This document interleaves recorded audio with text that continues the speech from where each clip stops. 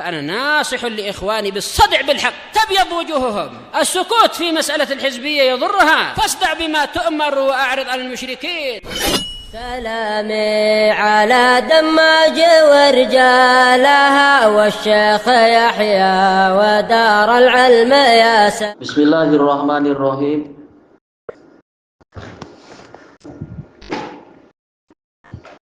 Qala al-Imam Abdul Ghani Al-Maqdisi rahimahullah. Oh tak, berarti apa? Syarahnya ya. Qala Fadilatul Syekh Abdullah Al-Qassam rahimahullah, masih terkait dengan masalah apa ini? Masalah sumpah. Amma in ja'atka min ghairi mas'alatin wala talab. Tapi masih apa? Awal-awal syarahnya terkait dengan jangan meminta kekuasaan. Adapun apabila kekuasaan atau pemerintahan itu, wilayah dan wewenang itu datang kepadamu tanpa meminta dan tanpa menuntut, fal ghalibu annaka hina lam tastashrif laha, maka yang dominan yang seringkali terjadi, Anda itu tatkala Anda tidak mengharap-harapkannya, satakunu muhtamman lil qiyami biha, maka engkau akan sangat menaruh perhatian, mengambil berat terhadap perkara tadi, walijtihadi fiha, dan mencurahkan kerja keras di dalamnya. Makanya lain antara yang meminta kekuasaan dengan yang tidak minta. Yang tidak minta misalkan siapa? Abu Bakar As-Siddiq betul-betul menegakkan amanah sekuat tenaga. Ketika ada orang mencoba melakukan pemberontakan, maka beliau perangi walaupun sudah mengucapkan la ilaha illallah, bahkan walaupun tidak membayar zakat, karena ini akan merusak ketaatan kepada pemerintah dan juga sekaligus merusak kemaslahatan kaum muslimin, orang-orang yang wajib zakat tapi tidak membayar zakat. Dan seterusnya, permasalahan kompleks banyak sekali. Abu Bakar betul-betul melaksanakannya sampai dibahas oleh Imam Ibnul Qayyim rahimahullah di dalam kitab beliau Al-Furusiyah. Tatkala ancaman itu besar sekali, ancaman yang bahkan gunung itu boleh hancur, seperti yang diisyaratkan dalam hadis Abi Hurairah itu, Abu Bakar yang memikul beban tersebut, yang mana orang-orang yang kuat seperti Umar saja dan seperti siapa itu namanya, seperti Khalid ibnul Walid tidak mampu itu. Tetapi apa? Dengan kepemimpinan Abu Bakar, maka dua tokoh-tokoh besar itu dan sahabat yang lain, mereka mampu menjalankannya sebagaimana mestinya dalam situasi yang sangat parah waktu itu. Demikian pula Umar, yang mana beliau tidak meminta, tapi beliau yang dipilih oleh Abu Bakar As-Siddiq. Sebagaimana disebutkan di dalam Tarikh Dimashq punya Imam Ibnu Asakir, riwayat yang banyak sekali bagaimana Umar menjalankan amanah tersebut. Tatkala sedang hujan, seperti yang sudah pernah Anda nukilkan itu, sedang hujan, para sahabat berteduh, Utsman ibnu Affan juga berteduh. Melihat ada suara kebisingan di luar. Ketika dilihat ternyata Umar sedang berlari-lari dalam cuaca hujan. Maka ditanya, wahai Amirul Mukminin, kenapa Anda tidak berteduh? Anda mau kemana? Maka beliau mengatakan, ada sebagian unta zakat yang lepas. Saya tidak mau nanti Allah bertanya pada saya tentang itu di hari kiamat. Bayangkan unta lepas. Mungkin orang zaman sekarang tak mikir itu, biar diurus kaki tangan lah, dan seterusnya barangkali. Tapi Umar takut, sampai Umar mengatakan, demi Allah, kalau ada unta yang kalau ada keledai di Irak yang tergelincir di jalan, saya khawatir Allah akan menanyai saya, kenapa engkau tidak memperbaiki jalan baik-baik sampai ada kendaraan yang tergelincir, padahal sekedar keledai. Sekarang alhamdulillah pemerintah di sini baik, jalannya dibuat bagus. Korupsi seluruh dunia ada ya, tapi jalan terbukti bagus. Peruntukan ada, dikerjakan dengan baik, tidak seperti di beberapa negara yang lain yang membuat malu. Toyib, sampai Utsman ibnu Affan mengatakan, semoga Allah merahmati Abu Hafs, telah membuat letih penguasa setelahnya. Bukan berarti jahat Abu Bakar, Umar, tapi Umar memberikan contoh yang baik. Inilah penguasa yang betul, yaitu mengurusi rakyat. Dan cerita banyak sekali di dalam Tarikh Dimashq, selain juga di dalam Siyar. Demikian pula Utsman betul-betul menyebarkan kebaikan, menyebarkan rahmat kepada semuanya. Cuma yang namanya orang dengki tetap dengki aja. Demikian namanya para sahabat ma'ruf. Kemudian sampai pada siapa itu? Bukan, maksudnya semua sahabat ma'ruf. Cuma kita ingin pindah langsung, yaitu kepada Umar bin Abdul Aziz, tatkala Sulaiman bin Abdul Malik sudah sakit-sakitan, maka beliau hendak memilih siapa ini? Memilih anaknya sendiri, si Hisham, kalau tak salah namanya Hisham ya, Anda lupa. Atau yang lain anaknya itu, Anda lupa siapa namanya itu. Ataukah Umar? Sementara Umar bukan putra mahkota, tapi beliau adalah salah satu menteri. Maka Raja bin Haywah mengatakan, kalau Anda ingin negara selamat, pilihlah Umar bin Abdul Aziz. Jangan memilih anak Anda, tapi nanti anakku akan berontak kalau macam itu. Nah, caranya begini saja. Anda pilih Umar demi kemaslahatan rakyat, kemudian Anda tulis di dalam wasiat itu setelah Umar adalah anaknya. Jadi anaknya tidak kacau. Nah, maka kemudian Raja bin Haywah ketika Umar bin Abdul Aziz tanya, bagaimana Amirul Mukminin sekarang? Karena Amirul Mukminin sakit. Maka Raja mengatakan, beliau sudah memberikan wasiat di dalam surat ini. Semuanya harus tunduk pada surat ini. Maka Pak Umar mengatakan, wahai Raja, jangan sampai Amirul Mukminin menulis nama saya di situ. Saya tak mau.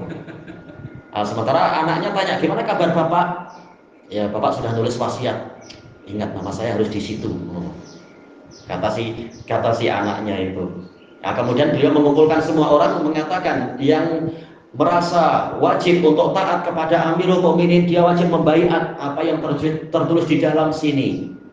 Nah, begitu semuanya menyatakan baiat, maka dibuka suratnya Raja bin Haywah rahimahullah, dan beliau dari kalangan muhaddisin yang siqah, yang baik. Nah, dibacakan di situ wasiatnya, kemudian disebutkan namanya Waliul Ahd setelah ini adalah Umar bin Abdul Aziz. Maka Umar mengatakan innalillahi wa inna ilaihi rajiun. Anaknya juga mengatakan innalillahi wa inna ilaihi rajiun. Karena gak dapat. Nah, maka mereka gaduh. Tapi kemudian tertulis di bawahnya, setelah itu baru anak saya. Mereka tenang, gak apa, setelah itu saya, gak masalah.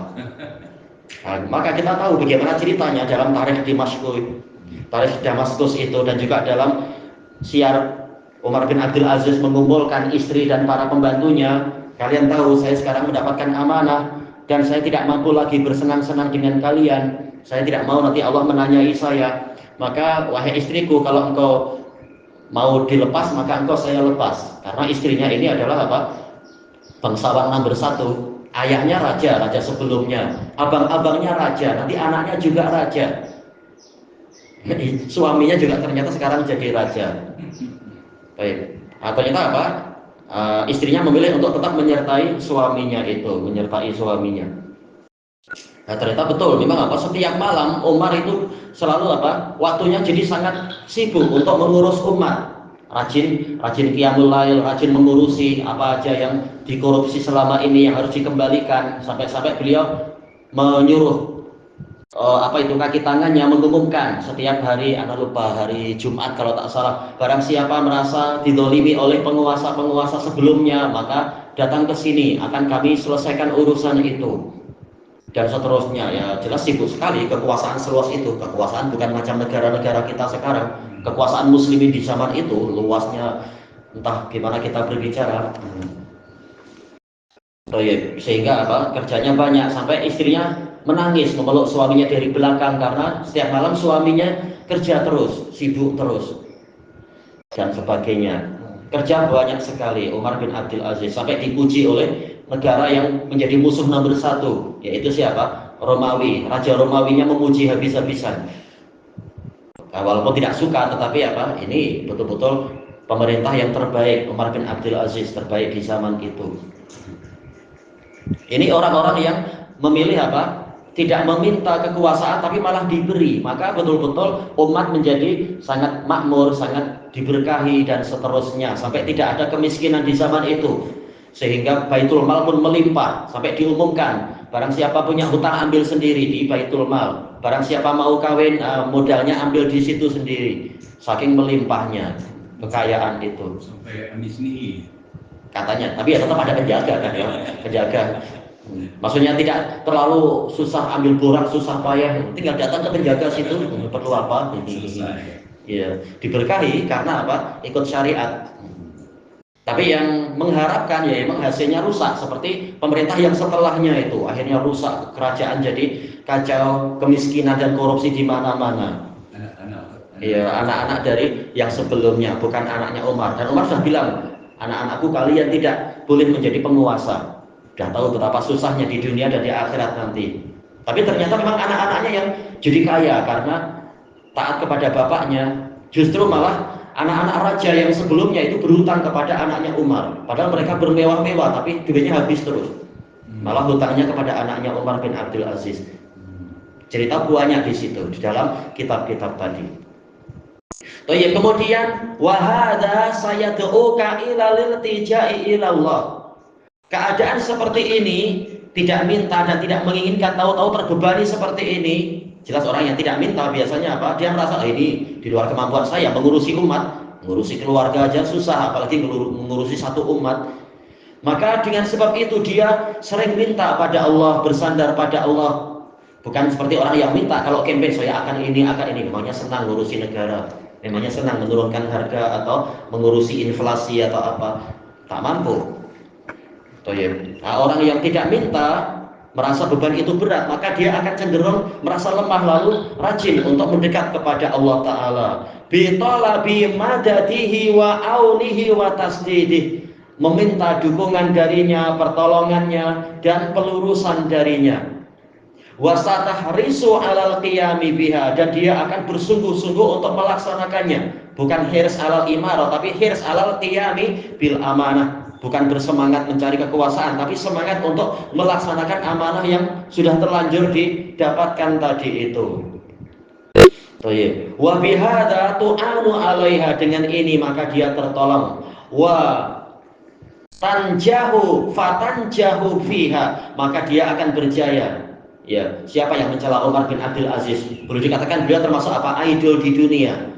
Bahkan boleh jadi orang Kristen pun, oh saya mau jadi Umar bin Abdul Aziz saja, kekuasaan saya. Karena apa? Saking terpujinya, saking mulianya beliau, tidak ada alasan untuk diburuk-burukkan. Jadi contoh yang paling baik. Sekitar karen aja apa? Pakai duit sendiri. Tidak mau pakai apa? Tidak mau, bukan karen ya waktu itu. Apa, penerangan. Kalau masalah kerajaan, maka apa? Beliau pakai lilin kerajaan. Tapi tatkala ada orang datang minta waktu, ditanya dulu, ini untuk urusan pribadi atau kerajaan pribadi ya? Beliau tukar lilin. Ini pakai duit saya. Saya tak mau pakai duit umat untuk perkara pribadi. Kecuali kalau dia urusan pribadi tapi sebagai rakyat minta bantuan penguasa, tak masalah. Penguasa berarti sekarang sedang bertugas. Tapi kalau ini antara saya dengan Anda, ya sudah. Berarti apa? Jangan pakai fasiliti kendaraan kerajaan. Ini termasuk dari waroknya Umar. Bukan berarti kalau pakai fasiliti kerajaan haram. Kalau emang kerajaan mengatakan tak apa pakai kendaraan ini untuk keperluan sehari-hari, nggak masalah. Lihat undang-undang di situ macam apa yang masih masuk akal. Janganlah sekitar kecanglon pakai jet pribadi, oh itu buang-buang duit. Toyibto summa dzakara annahu qad, apa ini ya? Yufarratu minka yamin. Akhirnya begitu ya. Kemudian Nabi mengatakan boleh jadi terkadang apa? Ada sumpah yang menyebabkan engkau harus melakukannya. Enggak tahu nih, afrata yufritu berarti ya. Yaitu engkau terpaksa bersumpah bisa babi alimtinai anil imarah. Nah, inilah yang mengisyaratkan apa kena mengena masalah pemerintahan kemudian terkait dengan sumpah. Terkadang ketika engkau tidak suka berkuasa tapi tahu-tahu diminta, ini di zaman orang-orang soleh dulu, di zaman para salafus soleh, diminta berkuasa malah dia tak mau. Terutama ketika diminta menjadi apa? Qadhi. Sampai bersumpah para ulama, wallahi saya tak mau, saya tak mampu, saya sibuk menjadi rawi hadis, menghafal hadis berat. Kalau saya tak hafal malah dijarah nanti. Zaman itu zaman hafalan, bukan seperti sekarang. Baik. Sehingga apa? Susah untuk menjaga hadis. Kalau saya harus jadi qadhi atau jadi pemerintah nanti susah. Nah, terkadang demi menolak sampai mengatakan wallahi saya tak mau. Nah, inilah keterkaitan antara lafaz-lafaz pertama dengan lafaz-lafaz yang setelahnya. Au qabuliha, atau sebaliknya, yaitu apa? Demi menerima pemerintahan. Ini untuk, ya jelas nasihat ini bukan hanya untuk orang soleh, tapi untuk apa? Keumuman muslimin. Tahu-tahu apa? Harus bersumpah untuk mencari kekuasaan. Nah, lihat mana yang lebih baik. Nah, undang-undangnya begini untuk masalah sumpah. Zaman sekarang orang mudah untuk bersumpah. Bahkan boleh jadi setiap kalau di Indonesia pegawai negeri akan sumpah itu, bersumpah. Nah, maka ada undang-undangnya. Kalau walaupun kita dilarang untuk meminta kekuasaan, meminta amanah, tapi kalau sudah itu, dia diperintahkan bersumpah oleh penguasa, bersumpah akan melaksanakannya dengan amanah, terutama dokter juga bersumpah tidak menggunakan wewenang sebagai dokter untuk malah berbuat maksiat ini itu, ada sumpahnya. Maka Allah menunjukkan syariat melalui nabinya, sumpah undang-undangnya begini-begini, peraturannya begini dan begini. Fa amaraka annaka idza halafta, maka Nabi memerintahkan kepadamu apabila engkau bersumpah ala amr terhadap suatu perkara, litaf'alahu aw litada'ah, untuk engkau melakukannya atau meninggalkannya, fa in kana la yatarattabu ala halafika syai', kalau memang sumpahmu itu tidak menyebabkan suatu permasalahan, sesuatu yang malah menyusahkan, fa anta mukhayyar, maka engkau diberi pilihan, bainal mudhiyi fiha awit takfir, antara melanjutkan isi sumpahnya tadi atau membayar kafarah, tidak masalah, hasilnya tidak membahayakan hasil dari sumpahmu, maka terserah mau dilanjutkan ataukah membayar kafarah. Wa in kanal ahsanu huwa fi'lal mahlufi ala tarkih, kalau ternyata yang lebih baik adalah melaksanakan isi sumpah, yang mana ternyata isi sumpahnya, demi Allah saya tidak mau memegang amanah ini misalkan, yaitu meninggalkan perbuatan tadi. Apabila yang lebih baik adalah huwa fi'lal mahlufi ala tarkih, melakukan sesuatu yang mana dia sudah bersumpah untuk meninggalkannya. Demi Allah saya tidak mau mengambil ini, tapi ternyata ini yang mengambil nanti ternyata orang yang jahat, orang yang koruptor, atau orang yang nanti akan menindas rakyat. Sementara sekarang penguasa yang meminta pada saya, bukan berebut, tapi penguasa yang meminta, penguasa yang sebelumnya memberikan tawaran, engkau mau nggak ambil ini? Jadi kalau tidak, ini lawan kita adalah apa? Adalah orang kafir misalkan, orang-orang Kristen atau orang-orang Cina kafir misalkan, yang mana mereka nanti akan menggunakan itu untuk kerusakan. Kan kita mungkin contohnya bukan bicara masalah pemilihan raya ya, tapi mungkin jadi memegang jadi kepala suatu pejabat misalkan, suatu kantor dan sebagainya, pemimpin tertinggi misalkan orang Melayu Islam, ini sebentar lagi sudah mau pensiun, sudah tua, ini ada dua kandidat, yang satu muslim yang baik, yang satu kafir. Saya tahu kalau kafir yang naik bahaya, saya akan menawari muslim ini, sementara si muslimnya tak suka menjadi penguasa walaupun hanya penguasa di pejabat, di ibu pejabat mana misalkan, sampai bersumpah tak mau. Tapi kemudian diingatkan, kalau kau tak mau, nanti yang berkuasa orang ini, nanti dia menggunakan duit untuk kroni, membuat syarikat rusak, perusahaan rusak. Udah istikharah dulu, ternyata kalau yang lebih baik memang adalah saya pegang kekuasaan di pejabat itu misalkan, ya sudah, berarti bayar kafarah dan laksanakan demi kemaslahatan yang lebih besar, walaupun kita tidak suka untuk menjadi penguasa atau pemimpin. Autar kal mahlufi ala fi'lih, atau kalau dilihat yang lebih baik adalah meninggalkan isi sumpah, yang mana dia telah bersumpah untuk mengerjakan perkara ini. Demi Allah besok saya akan begini-begini, tapi dilihat sepertinya tidak sesuai ini kalau saya mengerjakan ini. Ya sudah, berarti lebih baik dikafarahi, jangan melaksanakan isi sumpah yang ternyata kurang rojih tadi. Fa'til ladzi huwa khair, maka datangi yang lebih baik. Wa kafir an yaminik, dan bayarlah sumpah, bayarlah kafarah dari sumpahmu itu. Asal dari kafarah yukafiru, yaitu menutupi dengan membayar kafarah, menutupi sumpahnya, membatalkan sumpah. Ilahuna wallahu a'lam. Subhanakallahumma wa bihamdika la ilaha illa anta astaghfiruka wa atubu ilaik. Walhamdulillahi rabbil alamin. Jazakumullahu khairan.